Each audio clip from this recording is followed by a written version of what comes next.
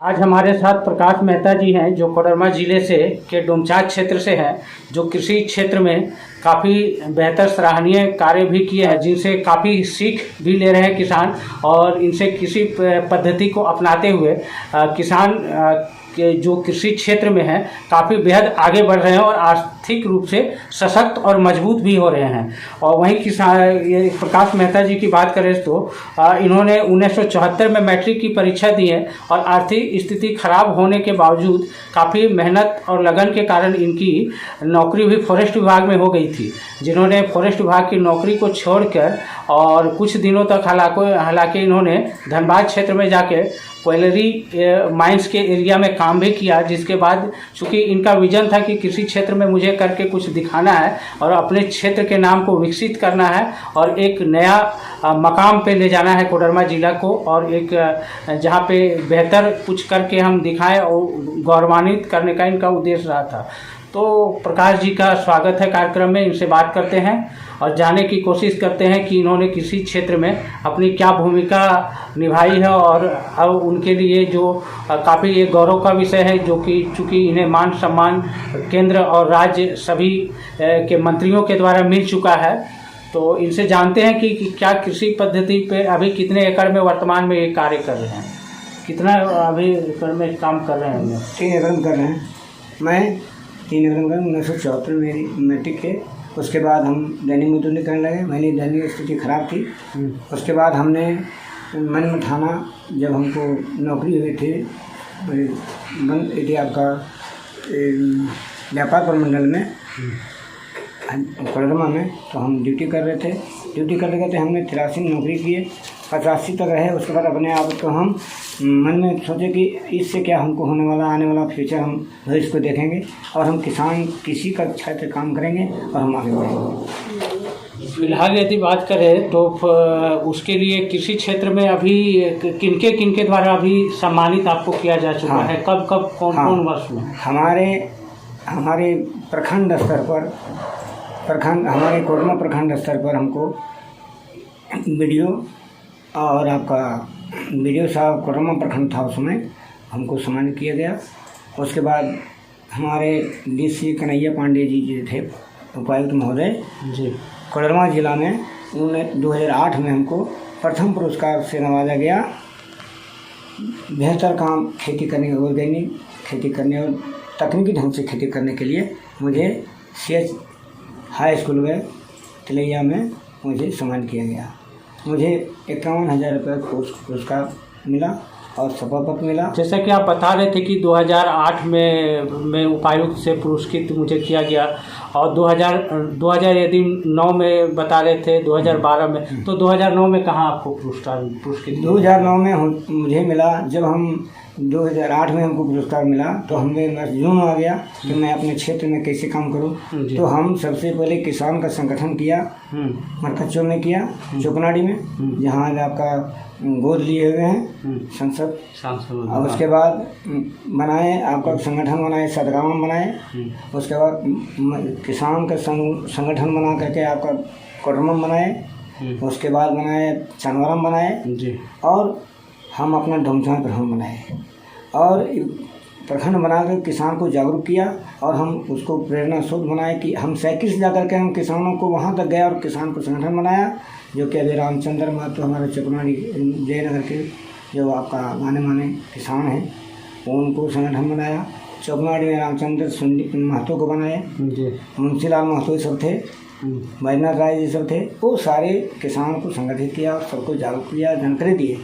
और कोडरमा प्रखंड में हम आपका क्या कहते हैं, अन्नपूर्णा जी का घर वहाँ है चाराडी में हम संगठन बनाया कोडरमा प्रखंड में। तो कई जगह संगठन आपने बनाया, मैं वो प्रखंड में संगठन बनाया और तो किसान को जगाया कि देखिए हम ऐसा काम किए, इतना अच्छा पुरस्कार मिला हमको, आप लोग भी काम कीजिए और आगे बढ़िए। हम सभी को जानकारी तो लगातार किसी क्षेत्र में आप खुद मेहनत करते हुए, कार्य करते हुए लोगों को भी, किसानों को भी आगे बढ़ाने का जो काम किया है, तो उसके लिए 2009 में आपको दिल्ली में भी केंद्रीय कृषि मंत्री के द्वारा पुरस्कृत किया गया था। तो 2012 में भी आपने बताया, तो 2012 में किनके द्वारा आपको पुरस्कृत? 2012 में मुझे मुख्यमंत्री आपके शिबू सोरेन जी और कृषि मंत्री नरेंद्र सोरेन जी के माध्यम से मुझे पुरस्कृत किया गया था।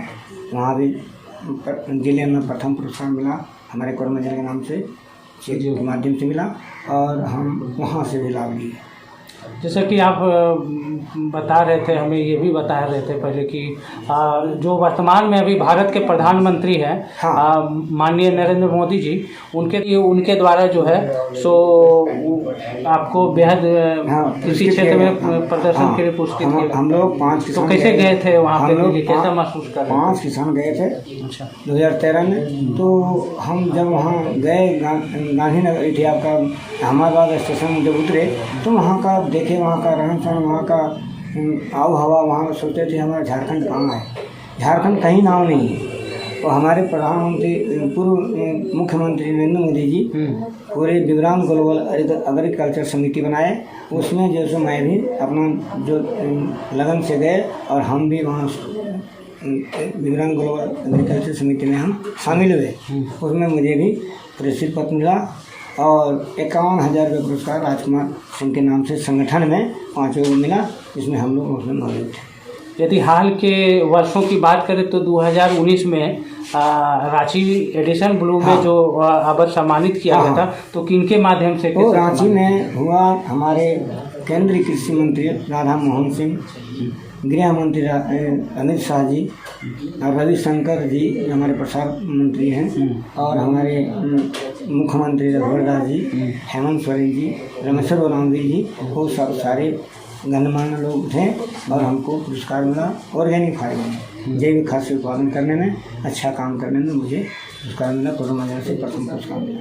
सबसे बड़ा सवाल है कि आखिर किसी क्षेत्र में आखिर जाने का मन कैसे बना लिए कि किसी, उस समय तो भूमि आप बता रहे थे कि मेरे पास काफ़ी कम था, तो फिर रुचि कैसे दिखे कि किसान ही खेती का ही काम करना है? तो रुचि इसलिए हम देखे कि हम स्वतंत्र आज़ाद रहना चाहें, इसलिए हमने नौकरी को त्याग दिया।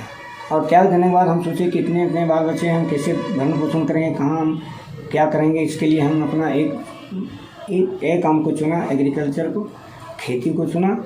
और खेती में और मतलब समेकित कृषि प्रबंधन के लिए मेरा सोच है कि हम किसानों का प्रेरणा स्रोत इसलिए बने कि हम किसानों को घर घर जा कर के कीटनाशक दवा के बारे में कम लगाने के बारे में, रासायनिक खाद कम प्रयोग करने के बारे में, और किस तरह कौन समय खेती किया जाता है सबको हम बताते हैं।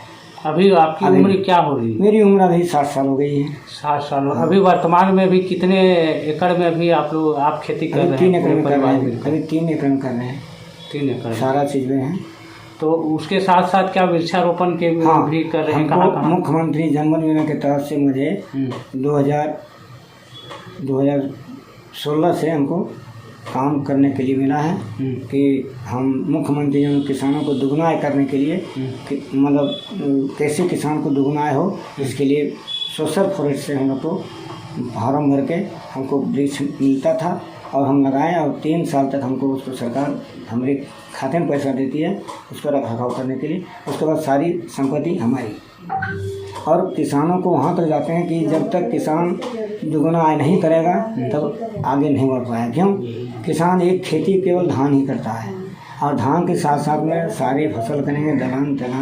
बिल्कुल, अपने जीवन में आपने किसानों को आगे बढ़ाने के लिए काफ़ी मेहनत किया, और साथ ही क्षेत्र का नाम, जिला का नाम, राज्य में अपना एक अलग पहचान बने, इसके लिए आपने बेहतर कार्य किया है। साथ ही ये जानना चाहेंगे कि 60 साल उम्र में अभी भी, जैसा कि हमें पता चला कि आप कई जगहों पर, जैसे कि यदि कोडरमा जिले के डोमचांच क्षेत्र की बात करें तो डोमचांच क्षेत्र में अभी आप वर्तमान में चंचाली पहाड़ी के पास शमशान घाट, काली मंडा, जयनगर, ऐसे जगहों पे भी वृक्षारोपण कर रहे हैं। कैसे मेहनत करते हैं सारा कुछ? हमने मन में ठान लिया कि आज हैं कल नहीं रहेंगे। हम अपना फ्यूचर, अभी कोरोना काल में जो ऑक्सीजन का कमी है, हमने मन में सोचा कि अगर हम वृक्ष लगाएंगे और वृक्ष को पालेंगे, उसके बाद मेरा नाम रोशन होगा। कितने चिड़ियाँ पक्षी उसमें भोजन करेगी, कितने लोग आराम करेंगे बरगद के पेड़ पर, नीम के पेड़ पर, फलदार वृक्ष में कितने लोग खाएंगे। अभी भी हम अपने खेत में जितने फसल फ्रूट प्लांट हैं लगाए हैं, जो कि अन्न सब सारे लोग खाते पीते हैं, हम उसको बेचते नहीं हैं। और हम किसानों को बताते हैं कि भाई अपने खेत के चारों मेड़ पर चारों तरफ पेड़ लगाइए और बीच में खेती कीजिए। इससे क्या होगा? दुगुना आय लाभ होगा। आपका यील्ड बनता रहेगा। और जहाँ जहाँ पड़ती जमीन से हमारा हरित क्रांति जो हरित क्रांति जो हेमंत सोरेन जी जो लागू किए हैं, बहुत अच्छी सराहनीय चीज़ है। लेकिन क्या उसमें यहाँ ये है कि किसानों को वहाँ तक ले जाना है कि जवान और किसान, जब तक किसान और जवान देश का रीढ़ है, जब तक भोजन का आहार नहीं बनाता किसान मेहनत करके। कोरोना काल में किसान संघर्ष करते रहा, जवान अपना बॉर्डर पर काम करते रहा, तो कभी किसान वहीं है। क्यों? सोच है जरूर, लेकिन यहाँ काम नहीं हो पाता है। एक आखिरी सवाल आपसे ये हम जानना चाहेंगे कि जो वर्तमान में जो किसान अपने अभी जो अपनी अनुकूल, हालांकि किसान उतना जागरूक नहीं है अभी भी क्षेत्र में, तो वो नई पद्धति को अपनाए और कैसे खेती करें, तो उसको लेके क्या आप किसानों को क्या मैसेज देना चाहेंगे? हम देना चाहेंगे कि समेकित कृषि प्रबंधन करें। जैसे आप दलहन की खेती करते हैं, खरीफ फसल में करते हैं, तो उसमें क्या है, आप एक लाइन में अरहर लगाइए, एक लाइन के बाद एक लाइन क्या श्री विधि से खेती करने? हाँ, श्री विधि मतलब लाइन पद्धति से, और उसमें एक कतार में मकई, एक कतार में अरहर और एक कतार में लगाइए आप क्या, मूंगफली। ये एक बार लगाने में 3 फसल काटेंगे आप, उसमें किसानों को दोगुना आय हो सकता है। अच्छा, जब हम लोग जब अरहर का खेती करते हैं, तो अरहर का खेती करने में क्या होता है, इसमें भथुआ लगाते हैं या तो पुदरूम लगाते हैं, धार लगाते हैं, क्या लगाते हैं प्रतिदिन उस जमीन को उर्वरा शक्ति को बढ़ाने के लिए, क्योंकि नाइट्रोजन जो ऊपर से खींचता है पौधा और जो बैक्टीरिया नीचे धरती के नीचे जो बढ़ता है, उसका उर्वरा शक्ति ठीक हो, मानो जमीन को बनता है। इतने दिनों से आप किसी क्षेत्र में काम कर रहे हैं, काफ़ी आपका कार्य अनुभव भी बढ़ा है, और जिस प्रकार से खुद आप एक जागरूक किसान भी हैं, तो एक इतना अनुभव होने के बाद जो है, तो यहाँ की मिट्टी किस प्रकार है है और उस यहाँ की जो मिट्टी है, हालांकि इस मिट्टी में कौन सा फसल लगाने से किसानों को ज़्यादा बेनिफिट हो सके, इसके बारे में आप बताइए। हम बता रहे हैं, जैसे हमारी मिट्टी यहाँ का झारखंड का मिट्टी अम्लीय है, वो क्षारीय करने के लिए हम लोग उसको डोलोमाइट या चूना का प्रयोग करते हैं। वो जुताई के समय में कर दीजिए, 3 साल तक वो काम करेगा, वो जो पौधा लगाते हैं वो मरने का शिकायत नहीं रहेगा। और हम लोग धान खेती करते हैं, धान में क्या है, हम लोग का ऑर्गेनिक फार्मिंग इसलिए करते हैं कि जितने बायो जो अवशेष बचते हैं, जानवर से लेके आदमी से लेके बच्चा से, जितने भी मल जो तैयार होते हैं, उससे जो खाद बनता है उसे सोना खाद कहते हैं। और वो खाद डालने वाले खेत में आपका जो उर्वरा शक्ति बना रहेगा। और कीटनाशक दवा में हम लोग 2 चीज़ प्रयोग करते हैं। खैनी का डंठल जो है उसको ले लेते हैं और उसको फुला देते हैं, फुलाने के बाद उसको खौलाते हैं, खौलाने जो अवशेष पानी बचता है वो रखते हैं और हड्डी को फेंक देते हैं। अच्छा। उसमें वो अवशेष पानी बचा करके उसमें क्या करते हैं, चूना थोड़ा सा देते हैं और सर्फ डालते हैं, और थोड़ा जितना पानी अवशेष है उतना पानी और मिलाते हैं। उससे हम छिड़काव करते हैं, तो क्या होगा, तना छेदक, फल छेदक समाप्त हो जाते हैं, और उसका शरीर जमीन मिट्टी जो पौधा है उसका रौनक बढ़ जाता है। तो ज़्यादा करके किस खाद का उपयोग करना चाहिए किसानों को आपके? ज़्यादा खाद का देखो तो बढ़िया हो, जैसे इफको खाद है, इंडियन फार्मर्स फर्टिलाइजर, तो जो कंपनी का खाद है सरकारी खाद है, उस खाद में खाद भी लेता है लोग, उसमें बीमा भी होता है। और क्या है उसमें इफको खाद, इफको डीएपी जो है डालने के बाद उसमें क्या है, तो पूरे भारत का है बना हुआ, तो हर राष्ट्रीय का अलग बनता है, हर राष्ट्रीय का अलग बनता है। लेकिन झारखंड में जो हमारे मिट्टी हैं अम्लीय है, हमारे किसान विज्ञान केंद्र जो कोडरमा जिला में खुला हुआ है, तो हमारे पदाधिकारी लोग क्या करते हैं, वो क्या करते हैं, सॉइल एंड वाटर टेस्टिंग, जो मिट्टी का जांच, मृदा जांच होता है, उसका लेबोरेटरी बन के रखा हुआ है। जबकि लेबोरेटरी का निर्माण कहाँ पे हुआ? केवी के किसान विज्ञान केंद्र में हो गया है सब कुछ। अच्छा, मशीन रखा हुआ है। कहाँ पे? कोडरमा क्षेत्र जयनगर में। जयनगर में। अच्छा। किसान विज्ञान केंद्र जयनगर में हमारे भारत सरकार के माध्यम से खुला है। तो उसमें क्या है, किसानों को वहाँ लाभ नहीं मिल पाता है। और क्या होता है, 100 एकड़ 500 एकड़। तो क्या किसान वहाँ पे लेबोरेटरी में जाके अपनी मिट्टी का जांच करवा सकते हैं? जांच करवाते हैं, लेकिन वहाँ के पदाधिकारी लोग बोलते हैं नहीं, मेरे यहाँ मशीन है लेकिन कोई आदमी नहीं है, हम क्या करेंगे। वो सरकार उस पर निजुक्ति ध्यान नहीं देती है।